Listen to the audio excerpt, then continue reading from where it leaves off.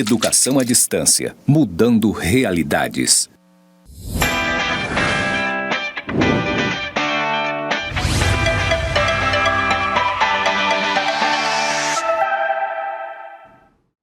Olá, meus caros alunos e alunas. Eu sou a professora Natasha Alexandrino e leciono a disciplina Licitações e Contratos Administrativos no curso de Gestão Pública EAD. Eu estou aqui no estúdio do IFRO, campus Porto Velho, Zona Norte, e atrás de mim tem uma parede branca escrito EAD Mudando Realidades. Eu sou uma pessoa alta, estou com o cabelo preso, uso óculos, uma calça preta, uma blusa branca e uma gravata vermelha. E feita essa apresentação, vamos para a nossa unidade número 4. Gente, então recapitulando, até o momento nós vimos o processo licitatório. E a partir da aula de hoje a gente vai estudar os contratos administrativos. Então lembrem-se que a licitação ela é um instrumento para a administração pública escolher a proposta mais vantajosa e, se for o caso, celebrar o contrato administrativo. E agora, então, a gente vai começar a estudar o contrato administrativo, que é um contrato, pessoal, que é diferente do contrato de direito civil, por exemplo, né? Então, no direito civil, ou até mesmo um contrato de uma relação de consumo onde incide o CDC, a gente tem um tipo de lógica. Aqui, né, na nossa disciplina Licitações e Contratos Administrativos, a gente tem uma lógica diferenciada que traz prerrogativas para a administração pública na celebração de contratos, que são as cláusulas exorbitantes, que é um ponto que nós vamos colocar aqui na aula de hoje. Então vamos lá para o slide ver o que são esses contratos administrativos. Olha só, o contrato administrativo ele é, então, depois da licitação, com o licitante vencedor, e a administração pública vai celebrar um pacto, né, com um terceiro. E, então, esse terceiro vai se submeter às regras de direito administrativo que visam o interesse público, tá, pessoal? Então, a gente tem muito aqui essa noção de supremacia e indisponibilidade do interesse público. Mas qual que é o lance aqui dessa parte da disciplina? Aqui vocês vão observar que não existe uma relação de igualdade entre as partes contratantes, né? Por isso que eu falei que é uma lógica diferente da lógica do direito civil, tá? Aqui o poder público tem as prerrogativas, né? Que são as chamadas cláusulas exorbitantes. Então, beleza. Aconteceu lá a licitação, deu tudo certo. A administração vai chamar o vencedor para assinar o contrato administrativo. Isso está onde? Isso está no artigo 90 da nova Lei de Licitações e Contratos Administrativos, tá? Então, o licitante venceu, a administração vai chamá-lo para assinar o contrato. Ou para aceitar ou retirar o instrumento equivalente. Tá, mas em qual prazo que ela vai fazer isso? O prazo vai estar no edital, olha aí, dentro do prazo e nas condições estabelecidas no edital de licitação. E se ela não chamar o vencedor, ela pode decair. O que é decair? Perder o direito à contratação. Lógico, o particular não precisa ficar esperando a vida inteira. Então, tem um prazo para a administração chamá-lo, né, para assinar o contrato. E esse prazo ele pode ser até prorrogado uma vez por igual período, beleza? E aí, pessoal, vem cá. Vamos supor que dentro do prazo lá, a administração chama o licitante vencedor e ele fala, não quero mais assinar. Não, desiste de assinar. O que vai acontecer? Olha ali o que diz a lei, nova lei de licitação. Se a empresa que venceu não assinar, a administração pública vai chamar a segunda colocada no certame, e ela só vai assinar desde que ela assine se submetendo, aceitando o preço da primeira. Aí vamos supor que a segunda não aceita. Aí ela vai chamar a terceira, a quarta, para ver se alguém aceita, né, assinar esse contrato nas condições do licitante vencedor que não quis assinar.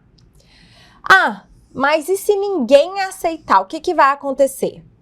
Olha aí o que diz o parágrafo 4º do artigo 90 da 14133. Aí ela vai convocar os licitantes remanescentes para negociação. Ela vai negociar, tá? Ela vai chamar na ordem de classificação e vai negociar ainda que acima do preço adjudicado, tá?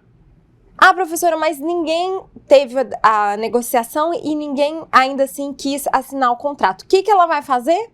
Outra opção, né? Sucessivamente, ela vai adjudicar e celebrar o contrato nas condições ofertadas pelos licitantes remanescentes, atendida a ordem classificatória quando frustrada a negociação de melhor condição. Então, é isso, pessoal. E aí, passando agora para o contrato administrativo. Tá. Aqui, gente, qual que é a regra? Então, vamos supor, chamou lá o licitante vencedor, vamos assinar o contrato, vamos. Qual que é a regra? Regra é o contrato escrito. Tem algumas exceções? Sim. Vamos ver quais são elas? No slide. A regra, então, é a forma escrita, isso tá no 91, tá bom? NLL, para ninguém ficar perdido, é a 14133, segundo o nosso material.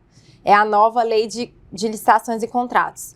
Então, a regra é a forma escrita, né? Sendo admitida a forma eletrônica. Gente, hoje em dia, tudo é eletrônico, né? Tudo não, mas assim, a maioria das coisas é eletrônica. Na celebração de contratos de termos e de aditivos atendidas às exigências em regulamento. E a administração tem que publicar o contrato na íntegra, no PNCP. Essa publicação é uma condição de eficácia do contrato administrativo e seus aditamentos. E ela tem que ocorrer num prazo que está aqui no slide que vocês vão ler. Olha só, gente, o que é o PNCP? É o Portal Nacional das Contratações Públicas, que nada mais é do que um site, tá? Então eu recomendo para vocês aí de casa. Joguem no Google PNCP, entrem no PNCP, deem uma olhada no PNCP. E aí, ainda hoje eu entrei no PNCP e estava escrito de todo tamanho lá. O PNCP está preparado, alguma coisa assim, para observar e cumprir a Lei 14133 de 2021. Ou seja, esse site várias vezes ele é mencionado, né, na letra da Lei 14133 de 2021. E esse site, o PNCP, ele é extremamente importante, porque ele dá uma transparência muito grande, né, para a nossa matéria. Então, se a gente quiser conhecer os contratos administrativos na íntegra, a gente consegue por meio do PNCP, porque está lá no site. E transparência, vocês sabem, é controle social, né? Então, mais uma vez aí, é a lei tentando diminuir as chances de fraude e de corrupção, tentando melhorar mesmo a gestão da coisa pública, tá? Então, fica essa dica aí, olhem o PNCP, pesquisem por lá, que vocês vão aprender muito, tá? Mas voltando aí no slide, em relação aos contratos, né? Aqui está falando da divulgação do PNCP, que é esse sítio eletrônico que eu sugeri para vocês entrarem. Aqui é mais uma orientação que está no artigo 94, que depois vocês vão ler com calma, sobre o Portal Nacional das Contratações Públicas, sobre o PNCP. E aqui novamente sobre o instrumento do contrato, como eu disse para vocês, que deve ser escrito, né? Que essa é a regra. Acabei de mencionar isso para vocês. E tem exceções. Quais são as exceções? As exceções, gente, é o contrato verbal no caso de pequenas compras para pronto pagamento. É o que a lei fala, R$10.000, tá? Valor atualizado, 11.441, tá? Isso tá no artigo 95, parágrafo 2º. Bom, qual que é? Percebam aqui, a nova lei de licitações e contratos administrativos, em muitos momentos mesmo, ela traz a noção de regulamento. Então, ela coloca lá a disposição e fala, olha, um regulamento vai disciplinar esse tópico. E aí eu quero que vocês observem que em âmbito federal, a gente já tem diversos regulamentos, tá? que vão ajudar na execução da lei, né, no cumprimento da 14.133. Qual que é o problema? Nos níveis estaduais e municipais, esses regulamentos, eles estão caminhando assim, eles estão engatinhando, a gente ainda não tem muita coisa. E isso pode ser um impasse, né? A gente tem que observar, mas isso pode ser um impasse para a aplicação correta da nova lei de licitações e contratos. Como eu mencionei aqui algumas vezes, é tudo muito novo e a gente tem que ficar de olho, tá bom? E aí vocês viram ali que eu acabei de mencionar um valor de R$10.000, né? Que o contrato pode ser verbal, que é aquela coisa de pronto pagamento e um valor muito ínfimo, né? E aí já tem uma atualização de 11 mil e pouco, uma atualização do final de 2022. Então essas atualizações, elas estarão sempre existindo, tá? Então na lei vai estar lá alguns valores, mas aí depois vem algum decreto, algum regulamento que dá uma atualizada nesses valores, então isso vocês têm que observar, ok? Vamos lá para o slide. Bom, os contratos administrativos, né, eles precisam de cláusulas. E aí, gente, tem cláusulas que são necessárias em todos os contratos, e elas estão no artigo 92, que são o objeto, seus elementos, a vinculação ao edital de licitação e a proposta do licitante vencedor, né? A legislação aplicável à execução do contrato, o regime de execução ou a forma de fornecimento, os preços e as condições de pagamento, os critérios, a database e a periodicidade do reajustamento de preços e os critérios de atualização monetária, etc. Os prazos de início das etapas da execução, conclusão e entrega, desculpa, isso é muito importante. Essas cláusulas gerais mesmo, tá, gente? Que eu coloquei aí a título de ilustração para vocês lerem com calma essas cláusulas gerais dos contratos administrativos. Olha aí. A obrigação do contratado de manter durante toda a execução do contrato, incompatibilidade em as obrigações por ele assumidas, todas as condições da habilitação na licitação ou para a qualificação na contratação direta, né? Aquelas exigências da reserva de cargos, tá? Para a pessoa com deficiência e reabilitado da Previdência Social, os casos de extinção, essas são as cláusulas gerais. Mas o que eu quero chamar mais atenção aqui para vocês, obviamente, é o que a gente tem de diferente, né? Que são as cláusulas exorbitantes, tá? Previstas no artigo 104 da nova lei de licitações. Então tá, o que é cláusula exorbitante? São essas prerrogativas que a administração pública possui em razão de ser Estado, né? Então ela é até desproporcional. Vocês vão verificar isso em relação ao particular. Então, obviamente, ela tem que respeitar sempre os direitos fundamentais, né? De acordo assim com toda uma sistemática do direito administrativo à luz da Constituição Federal e dos direitos fundamentais. Tá. Houve alguma alteração, vocês podem estar pensando aí, houve alguma alteração substancial da Lei 8.666 para 14.133 no que se refere a cláusulas exorbitantes? Resposta: não.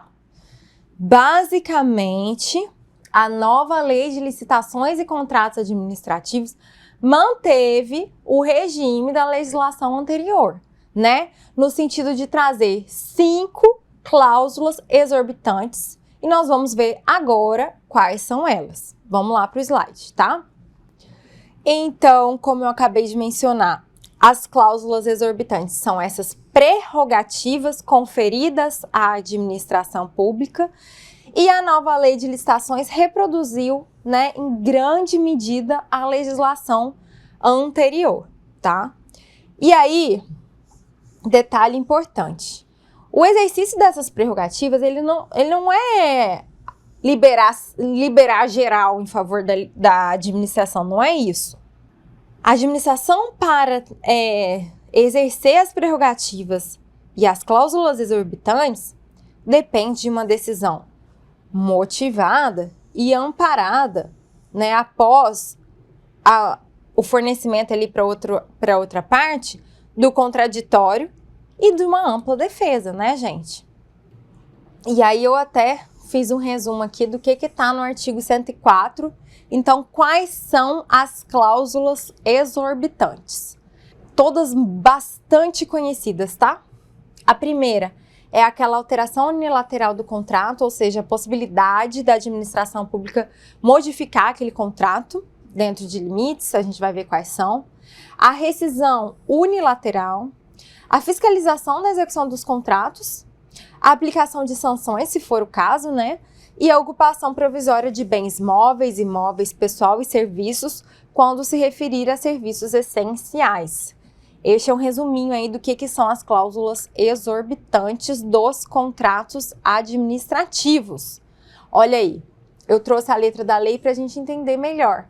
Então, este é um regime jurídico, né? O regime jurídico dos contratos administrativos confere as prerrogativas de, olha aí, a modificação unilateral, para melhor atender, né, as finalidades de interesse público. Olha aí, respeitados os direitos do contratado, então não é uma coisa ilimitada, tá? 2, a extinção unilateral, nos casos específicos dessa lei, que a gente vai ver na próxima unidade. Fiscalização da execução dos contratos, né, que a administração ela tem que fiscalizar, ela tem que ficar de olho, isso aqui é um olho. E, se for o caso, aplicar sanções motivadas, né, pela inexecução total ou parcial do ajuste. E, por fim, ocupar provisoriamente bens móveis e imóveis e utilizar pessoal e serviços, né, se for o caso. Qual é o caso, professora? Nas hipóteses de risco à prestação de serviços essenciais ou necessidade de acautelar apuração administrativa de faltas contratuais pelo contratado, inclusive após a extinção do contrato. Beleza? Além disso, olha aí, o que diz a lei? Essas cláusulas exorbitantes, gente, não podem alterar, né, as cláusulas econômico-financeiras e monetárias dos contratos, tá? Sem prévia concordância do contratado. Isso a gente vai ver depois, sobre risco no contrato. E, na hipótese prevista do inciso 1, ou seja, a modificação unilateral, as cláusulas econômico-financeiras do contrato deverão ser revistas para que se mantenha o equilíbrio contratual, tá? Isso depois a gente vai ver com calma. Bem, quanto à alteração unilateral, então, puxei esse parênteses para explicar melhor para vocês. Então, o poder público pode modificar unilateralmente o contrato, ou seja, alterá-lo independente do consentimento da outra parte, nos limites da lei. Quais são esses limites? A gente vai ver daqui a pouco. Lembrando que precisa respeitar o equilíbrio econômico e financeiro do contrato, surgindo o direito de revisão contratual em caso de desequilíbrio. E claro, gente, que não pode alterar o objeto do contrato, porque isso seria fraude à licitação, né? Então tá, então qual que é esse limite, professora? Olha, isso aqui é importante demais, é o limite previsto na lei. Você pode alterar, então, 25% para acréscimos ou supressões, e no caso específico de reforma de edifício ou de equipamento, o limite será de 50% para os seus acréscimos. Então tá, vamos supor que a administração passe desse limite e altere mais. Vocês vão ver na próxima unidade que isso pode, inclusive, gerar um direito de extinção do contrato em favor do particular, tá bom? Isso a gente vai ver daqui a pouco. Então, essa cláusula exorbitante de modificação unilateral dos contratos administrativos, ela tem limites, né? 25% e 50%.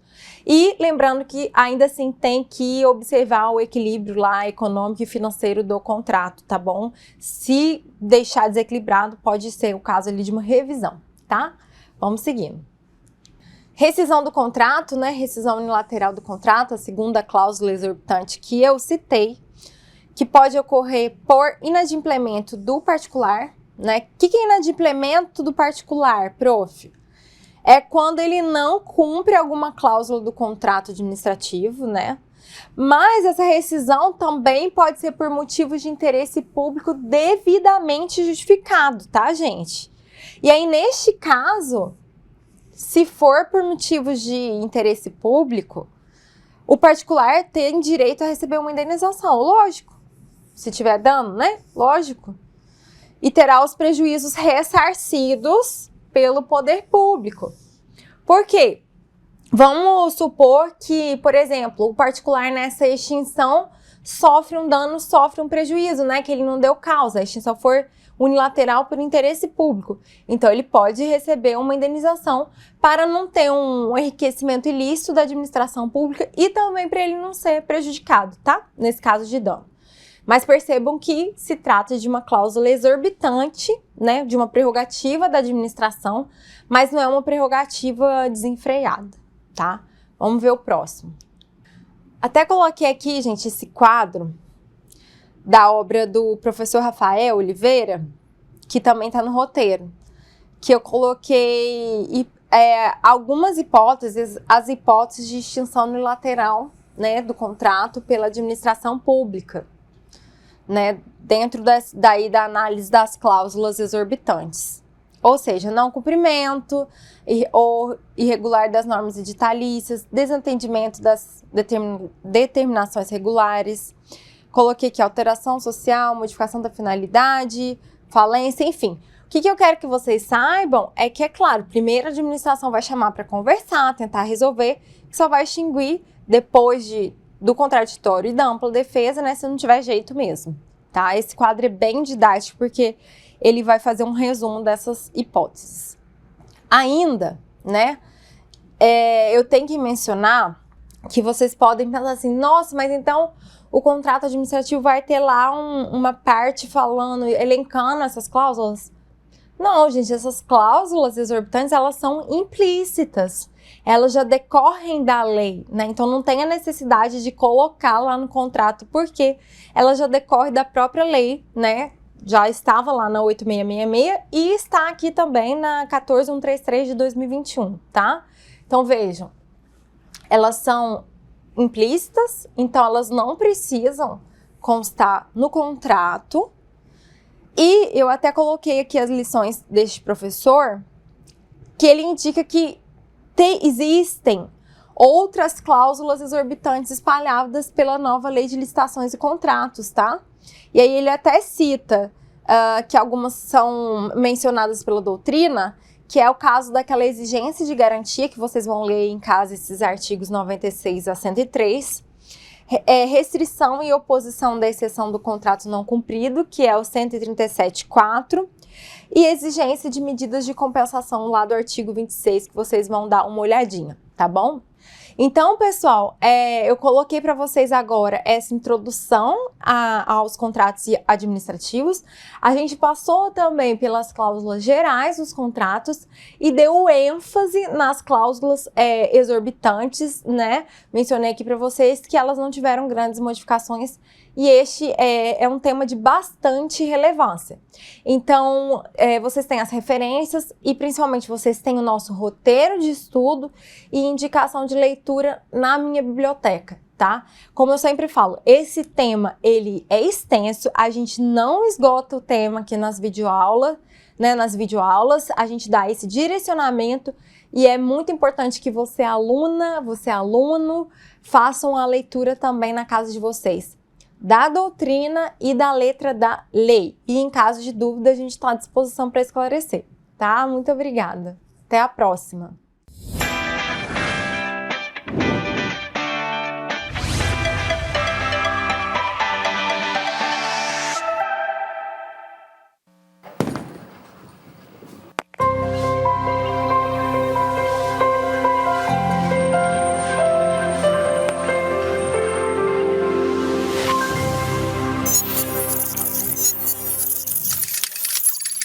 Educação à distância, mudando realidades.